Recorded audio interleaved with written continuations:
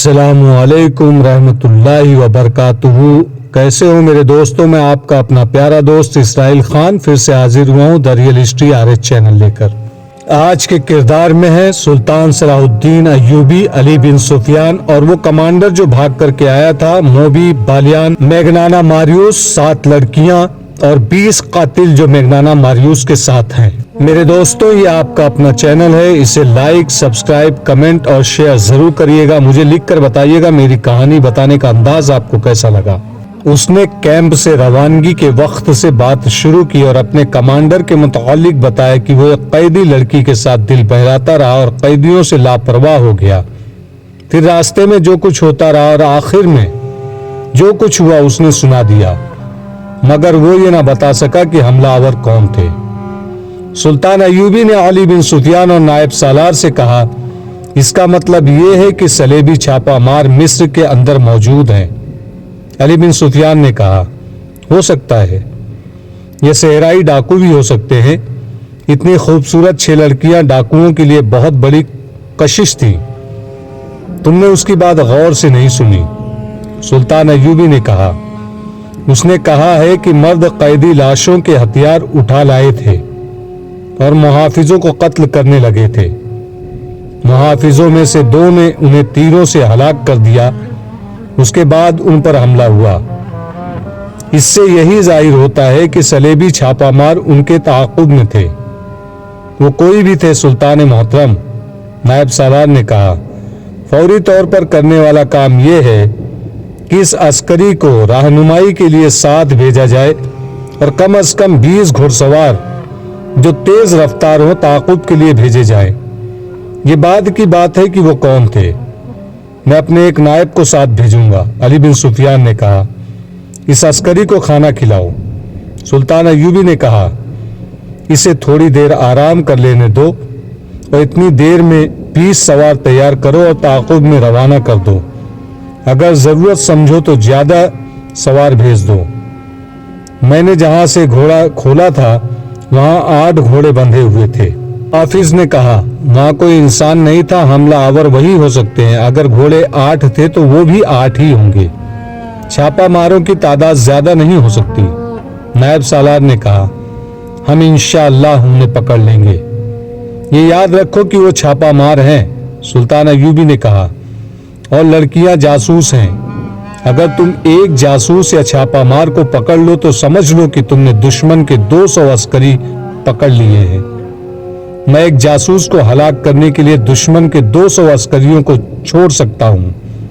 ایک عورت کسی کا کچھ نہیں بگاڑ سکتی، مگر ایک جاسوس اور تخریب کار عورت اکیلی پورے ملک پر بیڑا غرق کر سکتی ہے۔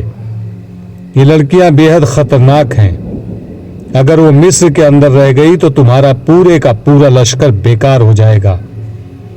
ایک جاسوس یا جاسوسہ کو پکڑنے یا جان سے مارنے کے لیے اپنے 100 سپاہی قربان کر دو۔ یہ سودا پھر بھی سستا ہے۔ چھاپہ مار اگر نہ پکڑے جائیں تو مجھے پرواہ نہیں، ان لڑکیوں کو ہر قیمت پر پکڑنا ہے۔ ضرورت سمجھو تو تیروں سے انہیں ہلاک کر دو، زندہ نکل کر نہ جائیں۔ 1 گھنٹے کے اندر اندر 20 تیز رفتار سوار روانہ کر دیے گئے۔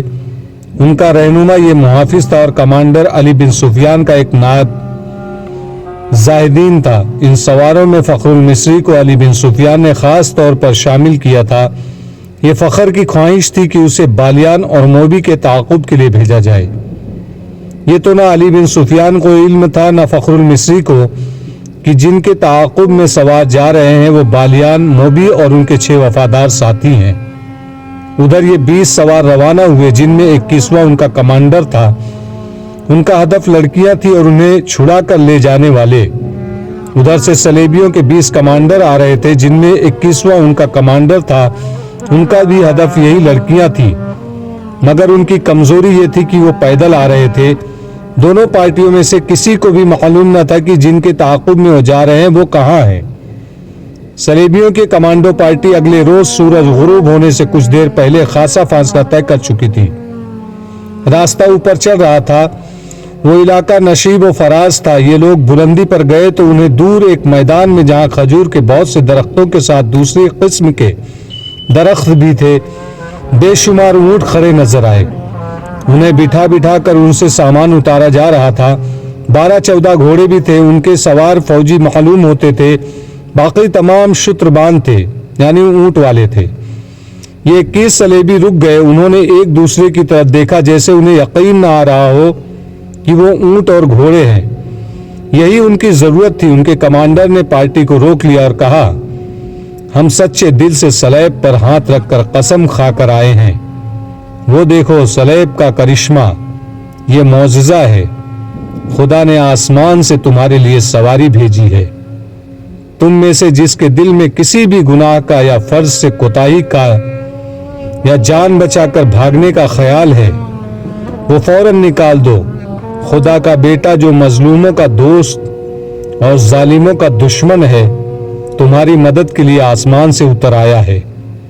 سب کے چہروں پر تھکن کے جو آثار تھے وہ غائب ہو گئے اور چہروں پر رونق آ گئی۔ انہوں نے ابھی اس پہلو پر غور ہی نہیں کیا تھا کہ اتنے بے شمار اونٹوں اور گھوڑوں میں سے جن کے ساتھ اتنے زیادہ شتربان اور فوجی ہیں، وہ اپنی ضرورت کے مطابق جانور کس طرح حاصل کریں گے۔ یہ 100 کے لگ بھگ اونٹوں کا قافلہ تھا جو محاذ پر فوج کے لیے راشن لے جا رہا تھا۔ چونکہ ملک کے اندر دشمن کا کوئی خطرہ نہیں تھا، اس لیے قافلے کی حفاظت کا کوئی خاص اہتمام نہیں کیا گیا تھا۔ صرف 10 گھڑ سوار ساتھ بھیج دیے گئے تھے۔ شتربان نہتے تھے، ابھی چھاپا مار اور شبخون مارنے والے میدان میں نہیں آئے تھے۔ صلیبیوں کے 21 آدمی پہلے چھاپا مار تھے، یا اس سے پہلے صلاح الدین ایوبی نے شبخون کا وہ طریقہ آزمایا تھا جس میں تھوڑے سے سواروں نے سوڈانیوں کی فوج کے عقبی حصے پر حملہ کیا اور غائب ہو گئے تھے۔ اس وار کرو اور بھاگو کے طریقہ جنگ کی کامیابی کو دیکھتے ہوئے سلطان ایوبی نے تیز رفتار، ذہین اور جسمانی لحاظ سے غیر معمولی طور پر صحت مند عسکریوں کو دستے تیار کرنے کا حکم دیا تھا اور دشمن کے ملک میں لڑاکا جاسوس بھیجنے کی اسکیم بھی تیار کر لی تھی۔ لیکن صلیبیوں کو ابھی شبخون اور چھاپوں کی نہیں سوجھی تھی۔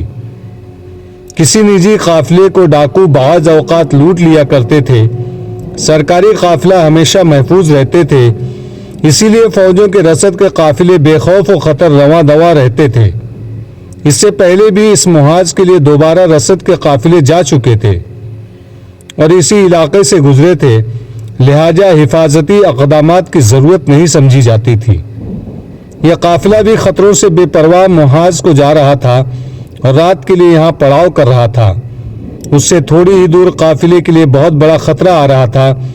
صلیبی کمانڈر نے اپنی پارٹی کو ایک نصیب میں بٹھا لیا اور 2 آدمیوں سے کہا کہ وہ جا کر یہ دیکھے کہ قافلے میں کتنے اونٹ، کتنے گھوڑے، کتنے مسلح آدمی اور خطرے کیا کیا ہیں۔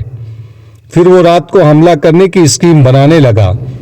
ان کے پاس ہتھیاروں کی کمی نہیں تھی، جذبے کی بھی کمی نہیں تھی۔ ہر ایک آدمی جان پر کھیلنے کو تیار تھا۔ نصف شب سے بہت پہلے وہ 2 آدمی واپس آئے جو قافلے کو قریب سے دیکھنے گئے تھے۔ انہوں نے بتایا کہ قافلے کے ساتھ 10 مسلح سوار ہیں جو ایک ہی جگہ سوئے ہوئے ہیں۔ گھوڑے الگ بندھے ہیں، شتربان ٹولیوں میں بٹ کر سوئے ہوئے ہیں۔ سامان میں زیادہ تر بوریاں ہیں، شتربانوں کے پاس کوئی ہتھیار نہیں۔ یہ بڑی اچھی معلومات تھی، کام مشکل نہیں تھا۔ قافلے والے گہری نیند سوئے ہوئے تھے۔ 10 عسکریوں کی آنکھ بھی نہ کھلی کہ تلواروں اور خنجروں نے انہیں کاٹ کر رکھ دیا۔ صلیبی چھاپا ماروں نے کام اتنی خاموشی اور آسانی سے کر لیا کہ بیشتر شتربانوں کی آنکھ ہی نہ کھلی، اور جن کی آنکھ کھلی وہ سمجھ ہی نہ پائے کہ یہ کیا ہو رہا ہے۔ جس کے منہ سے آواز نکلی اس کی زندگی کی آخری آواز ثابت ہوئی۔ چھاپا ماروں نے شتربانوں کو ہراساں کرنے کے لیے چیخنا شروع کر دیا۔ سوئے ہوئے شتربان گھبرا اور ہڑبڑا کر اٹھے، اونٹ بھی بدک کر اٹھنے لگے۔ صلیبیوں نے شتربانوں کا قتل عام شروع کر دیا۔ بہت تھوڑے بھاگ سکے۔ صلیبی کمانڈر نے چلا کر کہا، یہ مسلمانوں کا راشن ہے، تباہ کر دو، اونٹوں کو بھی ہلاک کر دو۔ انہوں نے اونٹوں کے پیٹوں میں تلواریں گھونپنی شروع کر دی۔ اونٹوں کے واویلے سے رات کانپنے لگی۔ کمانڈر نے گھوڑے دیکھے، 12 تھے، 10 سواروں کے لیے اور 2 فالتو۔ اس نے 9 اونٹ الگ کر لیے۔ سورج طلوع ہوا تو پڑاؤ کا منظر بڑا بھیانک تھا۔ بے شمار لاشیں بکھری ہوئی تھی۔ بہت سے اونٹ مر چکے تھے، کئی تڑپ رہے تھے۔ کچھ ادھر ادھر بھاگ گئے تھے، ہر طرف خون ہی خون تھا۔ جدھر نگاہ جاتی تھی اونٹ مرے ہوئے یا تڑپتے نظر آتے تھے۔ راشن کی بوریاں پھٹی ہوئی تھی، آٹا اور کھانے کا دیگر سامان خون میں بکھرا ہوا تھا۔ 12 کے 12 گھوڑے غائب تھے اور وہاں کوئی زندہ انسان موجود نہیں تھا۔ چھاپا مار دور نکل گئے تھے، ان کی سواری کی ضرورت پوری ہو گئی تھی، اب وہ تیز رفتاری سے اپنے شکار کو ڈھونڈ سکتے تھے۔ شکار دور نہیں تھا۔ بالیان کا دماغ پہلے ہی موبی کے حسن و جوانی اور شراب نے معروف کر رکھا تھا، اب اس کے پاس 7 حسین اور جوان لڑکیاں تھیں۔ وہ خطروں کو بھول ہی گیا تھا۔ موبی اسے بار بار کہتی تھی کہ اتنا زیادہ کہیں رکنا ٹھیک نہیں، جتنی جلدی ہو سکے سمندر تک پہنچنے کی کوشش کرو، ہمارا تعاقب ہو رہا ہوگا۔ مگر بالیان بے فکر بادشاہوں کی طرح قہقہا لگا کر اس کی بات سنی انسنی کر دیتا تھا۔ لڑکیوں کو جس رات آزاد کرایا گیا تھا اس سے اگلی رات وہ ایک جگہ رکے ہوئے تھے۔ بالیان نے موبی سے کہا کہ ہم 7 مرد ہیں اور تم 7 لڑکیاں ہو۔ میرے ان 6 دوستوں نے میرا ساتھ بڑی دیانتداری سے دیا ہے، میں ان کی موجودگی میں تمہارے ساتھ رنگلیاں مناتا رہا، پھر بھی وہ نہیں بولے۔ اب میں انہیں انعام دینا چاہتا ہوں، تم ایک ایک لڑکی میرے ایک ایک دوست کے حوالے کر دو اور انہیں کہو کہ یہ تمہاری وفاداری کا تحفہ ہے۔ یہ نہیں ہو سکتا، موبی نے غصے سے کہا، ہم فاحشہ نہیں ہیں، میری مجبوری تھی کہ میں تمہارے ہاتھ میں کھلونا بنی رہی، یہ لڑکیاں تمہاری خریدی ہوئی لونڈیاں نہیں ہیں، میں نے تمہیں کس وقت بھی شریف لڑکی نہیں سمجھا۔ بالیان نے شاہانہ جلال سے کہا، تم سب ہمارے لیے اپنے جسموں کا تحفہ لائی ہو، یہ لڑکیاں معلوم نہیں کتنے مردوں کے ساتھ کھیل چکی ہیں، ان میں ایک بھی مریم نہیں، ہم اپنا فرض پورا کرنے کے لیے جسموں کا تحفہ دیتی ہیں۔ نبی نے کہا، ہم عیاشی کے لیے مردوں کے پاس نہیں جاتی، ہمیں ہماری قوم اور ہمارے مذہب نے ایک فرض سونپا ہے، اس فرض کی ادائیگی کے لیے ہم اپنا جسم، اپنا حسن اور اپنی عصمت کو ہتھیار کے طور پر استعمال کرتی ہے۔ ہمارا فرض پورا ہو چکا ہے، اب تم جو کچھ کہہ رہے ہو یہ عیاشی ہے جو ہمیں منظور نہیں۔ جس روز ہم عیاشی میں الجھ گئی اس روز سے سلیب کا زوال شروع ہو جائے گا، سلیب ٹوٹ جائے گی، ہم اپنی عصمت کے شیشے کو توڑ دیتی ہیں تاکہ سلیب نہ ٹوٹے۔ ہمیں ٹریننگ دی گئی ہے کہ ایک مسلمان سربراہ کو تباہ کرنے کے لیے 10 مسلمانوں کے ساتھ راتیں بسر کرنا جائز ہے اور کار ثواب ہے۔ مسلمانوں کے ایک مذہبی پیشوا کو اپنے جسم سے ناپاک کرنے کو ہم ایک عظیم کار خیر سمجھتی ہیں، تو اس کا مطلب یہ ہوا کہ تم سلیب کی بقا کے لیے مجھے استعمال کر رہی ہو۔ بالیان کے احساسات آہستہ آہستہ جاگنے لگے۔ کیا تم مجھے سلیب کا محافظ بنانا چاہتی ہو؟ کیا تم ابھی تک شک میں ہو؟ موبی نے کہا، تم نے سلیب کے ساتھ کیوں دوستی کی ہے؟ صلاح الدین ایوبی کی حکمرانی سے آزاد ہونے کے لیے۔